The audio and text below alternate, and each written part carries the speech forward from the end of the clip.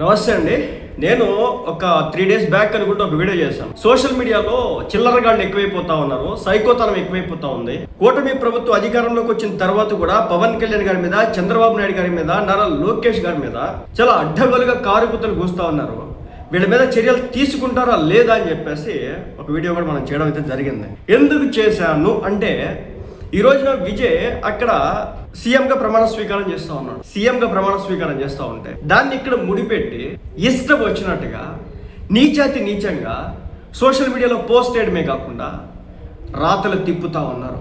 ఇదిగోండి చూడండి, పవన్ కళ్యాణ్ డీసీఎం అయితే మూడో పెళ్ళాం హడావిడి చేసినప్పుడు కింగ్ విజయ్ సింగిల్గా ఓన్ అయిన వాడి గర్ల్ ఫ్రెండ్ త్రిష హడావిడి చేయొద్దంటే ఎలా? ఎవరు చేయొద్దన్నారు హడావిడి? ఏ పవన్ కళ్యాణ్ ఫ్యాన్ చెప్పినాడు త్రిషాని అక్కడికి తీసుకురావాలని చెప్పేసి? పవన్ కళ్యాణ్ గారి ఫ్యాన్స్కి ఏం సంబంధం?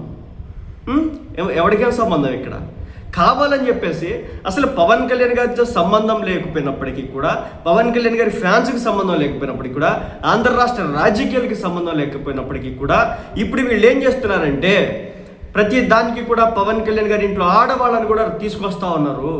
పవన్ కళ్యాణ్ డీసీఎం అయితే మూడో పెళ్ళాం హడావిడి చేసినప్పుడు ఆయన భార్య ఆయన వేరే ఒక మహిళకు, అతను చేసుకున్నటువంటి మాజీ భార్యలకు విడాకులు ఇచ్చి తర్వాత పెళ్లి చేసుకున్నాడు.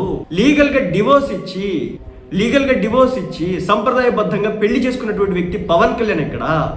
తన భార్యని కావచ్చు, తన పిల్లల్ని కావచ్చు, దరిదాపుల్లో కూడా రానియనటువంటి విజయ్ ఎక్కడ? విజయ్ డివోర్స్ తీసుకుని త్రిషతో తిరుగుతున్నాడా? సో క్వశ్చన్ చేయాలంటే 100 ఉంటుంది.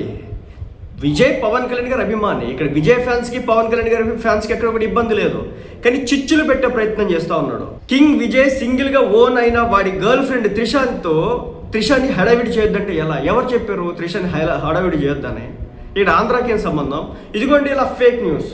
ఇది ఒక కాస్కో అని చెప్పేసి నేను ట్విట్టర్ ఐడి కూడా పెడతాను. సో ఇలాంటి ఐడీలు 1 కాదు 2 కాదు, వందల వేల కొద్ది తిరుగుతూ ఉన్నాయి. వీటి మీద మరి ఎప్పుడు చర్యలు తీసుకుంటారు? ఆ దేవుడికే తెలియాలా.